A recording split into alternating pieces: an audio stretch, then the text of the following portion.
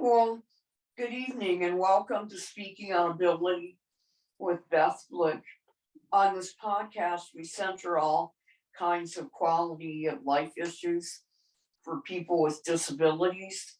Tonight, we will be having a conversation with activist and Bush Foundation fellow Mai Thor with Minnesota about her work in the disability community. I had a pleasure of running into Mai at Disability Pride in Chicago in July.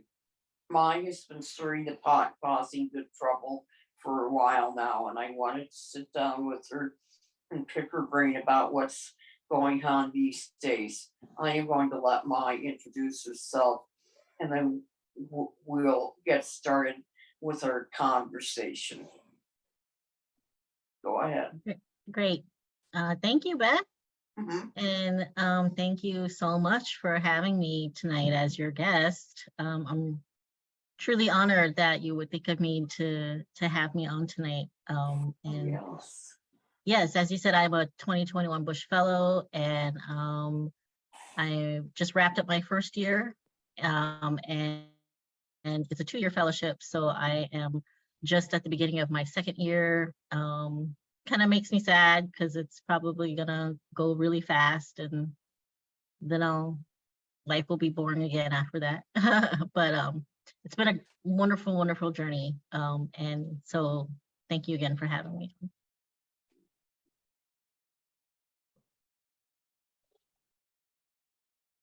Thank you, Mai. You talk a little bit about how you have continued to push for change and a better quality of life for Minnesotans with disabilities. Sure, I'd be happy to do that. Okay. So, yeah, so, just going back to my bush work, so there's a lot of components. Well, there's two main components to being a bush fellow. One is the leadership development component, which is really about lots of self-reflection and self-discovery and just sort of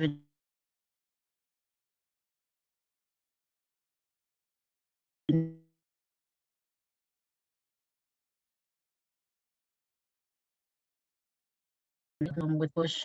But the other part is the transformational change part, right? The change where you want to see in your community and the world around you. And so we're talking like real high level impact here, big impact, right? And so that's where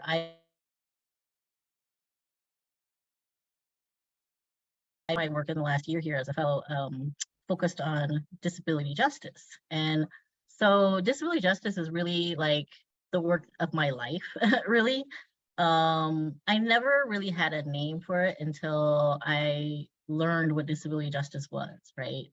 And as a disabled young woman, I've been doing this work forever. I've lived this work, right?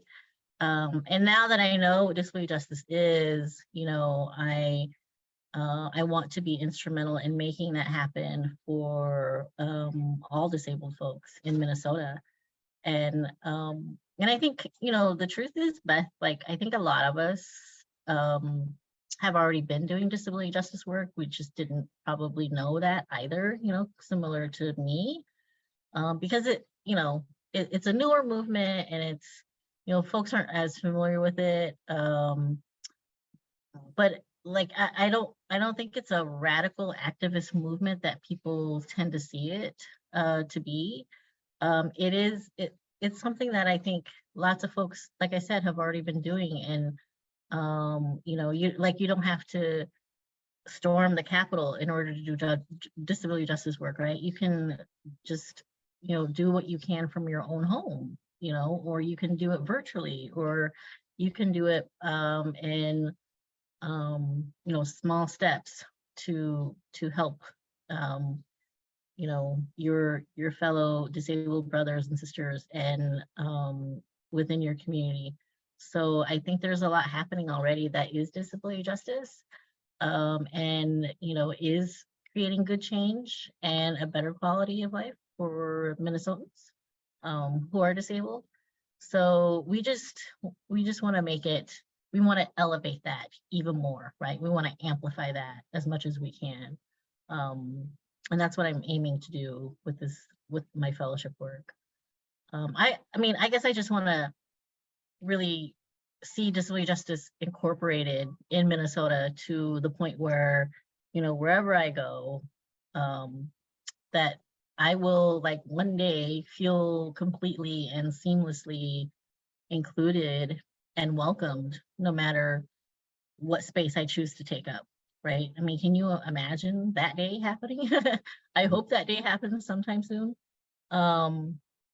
You know, and I mean, and that could be at my place of work or in my community, or, you know, a place of worship, or just taking the bus or driving, right? I just want to be able to feel like I am fully a part of the world around me, basically.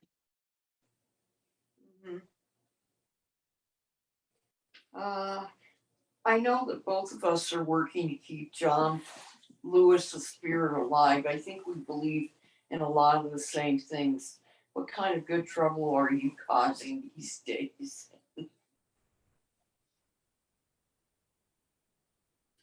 Well, I can't talk too much about all the trouble I get myself into. Gotta keep some secrets. But as far as the good trouble, I think I could use some help with that. I definitely could use some help with that. You know, as I've been on this fellowship journey, you know, I wanted to lay down some groundwork on, you know, helping disabled folks, facilitating, you know, a space where folks could come together to talk about something that is really, I think, key to doing disability justice work, which is to talk about the trauma that we have experienced, right, as disabled folks. And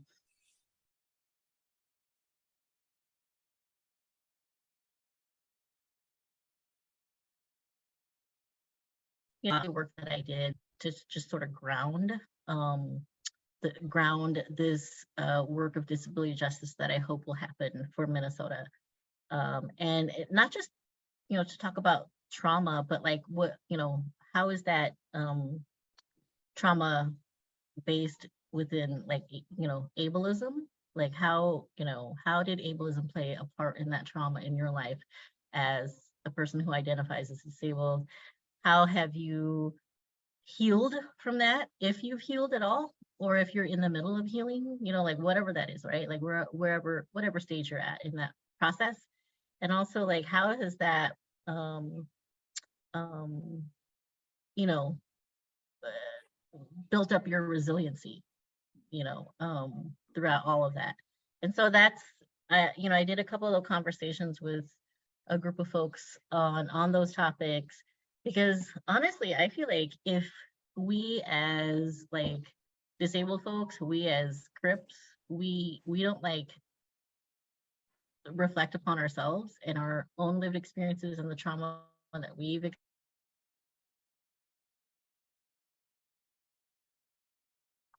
experienced with all of that, then like we can't go out and like try to save the world, right? We can't do disability justice in the world until we like really like understand where we're at. And you know, that's been a real gift and a blessing, actually, in my experience as a fellow, is that I have been able to do a lot of that stuff. I've been able to unpack so much, you know, and a lot of it does have to do direct, you know, does have a lot to um, it's a direct result of ableism, right, in my life. And so that's been an amazing experience also. And I just feel like folks with disabilities just don't get to talk about ableism in that sense, as far as like how that has traumatized them and their lives. And so I really wanted to create a space for that. And so from that, you know, once we had those conversations, you know, we kind of moved on to like, okay, so what's going to happen next? What's the next step? Well, the next step is, okay, so we now kind of like understand what all the baggage is that we're, you know, still sort of carrying around with us or are trying to unpack, right? So what does that mean for disabled folks for Minnesota, right? And how can disability justice kind of like spring from that, right? And so then I also wanted to increase the capacity of increase the capacity to be able to do the work also. And so what I did was I put together a convening last June, disability justice convening. It was virtual, and we had like, it was just an open invitation. We invited all folks with disabilities who wanted to be in that space to talk about disability justice and to really like, figure out like, how could this look like for Minnesota, right? We obviously do have trauma. We obviously do have issues. And so what are we gonna do about it, right? Using the existing framework of disability justice, which is rooted in 10 principles, how can we make that happen in Minnesota and address our specific needs? And so it was a great, it was a really good convening.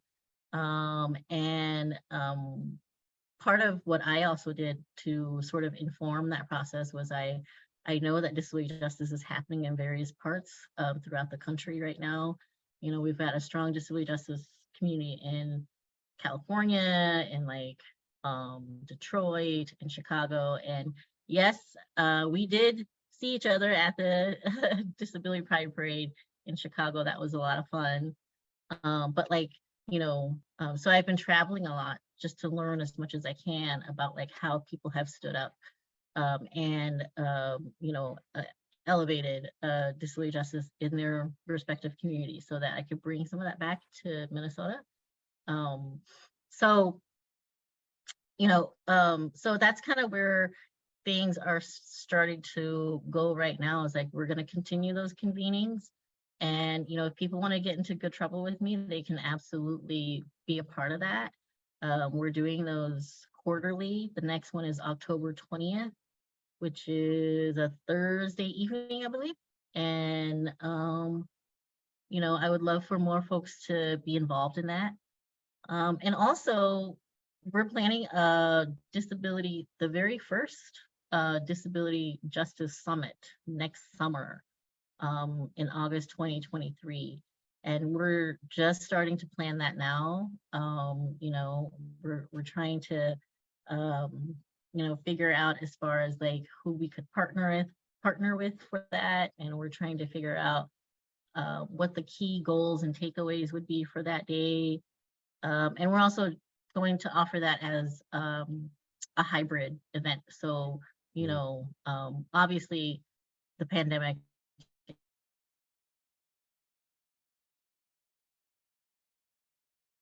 and right now it's going to be offered as a hybrid. So people have the option to go in person or just to join us virtually wherever they are located throughout Minnesota. So, I can talk a little bit more about that later, but so those are the things that I'm got my fingers in right now, Beth. And I would love for folks to also, be involved if they have interest.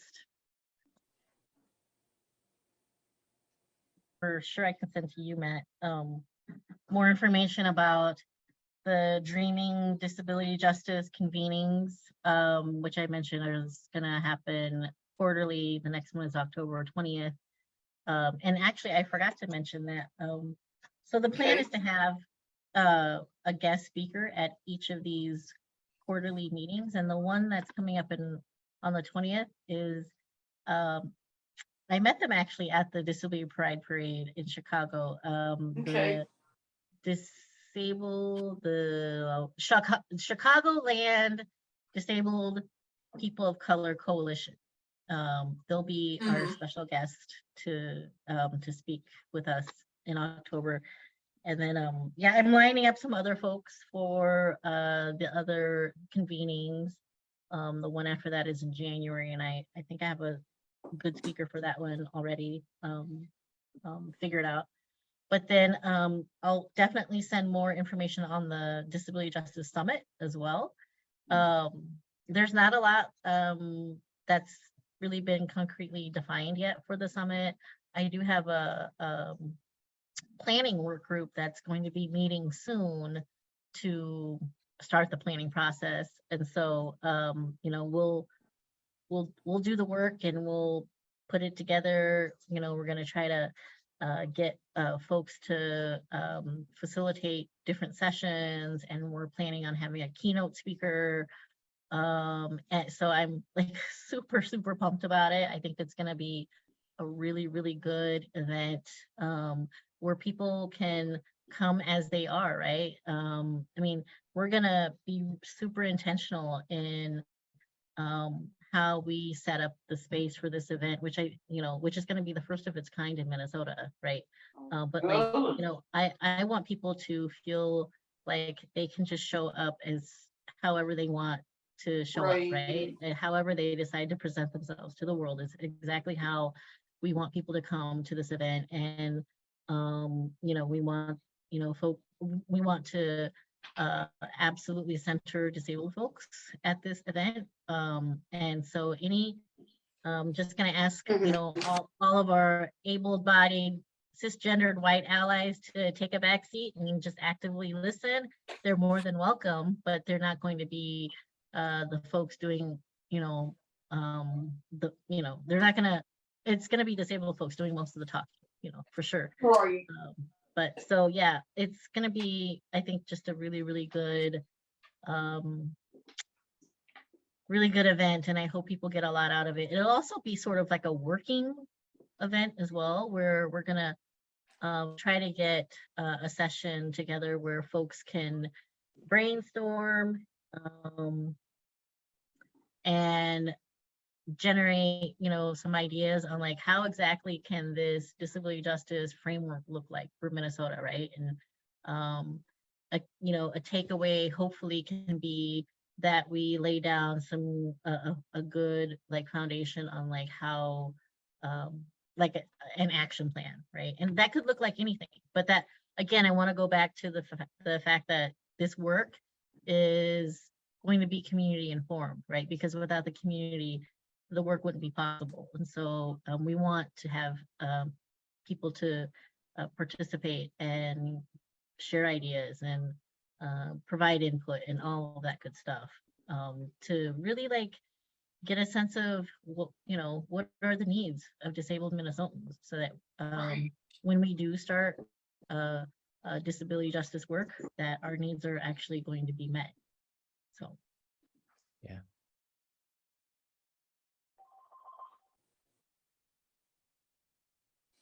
Okay. Anything else you'd like to leave listeners with, Mai?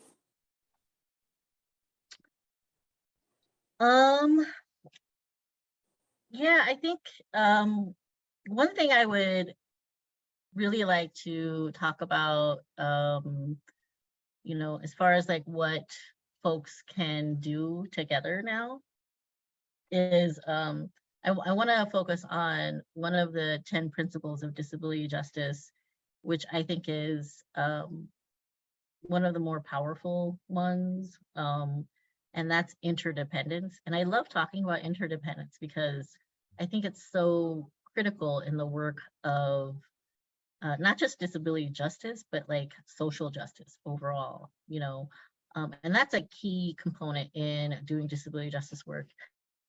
You know, I think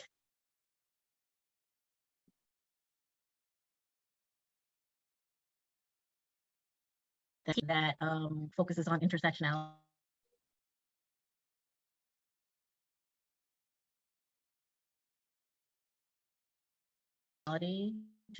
Being a person with a disability is like, we're not just a disabled person, right? We're not a monolith. We have several identities because we're people. That's what people are. You know, we're not just like we don't just have one identity. We have multiple, and we're multifaceted, and you know. So, but the thing with disability justice is that it you know, it teaches us that no matter what our ability level, we still are valuable and that we're still essential, and we're not disposable, right?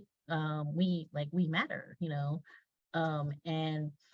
I think that when you look at that from the perspective of justice work, disabled folks are always more often than not. I shouldn't say always, but more often than not, we're left out of those spaces, right, where justice work is happening. And we often have to sort of like fight our way in to really be involved in that work. But disability justice is all about, um, you know, the intersectionality of social justice and other justice movements, whether that's racial or, whether that's, um, you know, gender justice or whatever, right? It's it's a movement that should be welcoming to everybody. And what you do impacts me, and what I do impacts you, right? And so to go back to the principle of interdependence, that's really what interdependence is all about. It's all about, um, as we move through all of these oppressions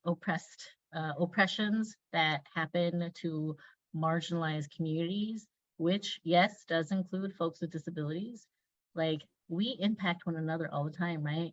And we need to do it together, and we need to move towards like eliminating racism and sexism and, you know, um, all of the marginalized communities and how they're oppressed.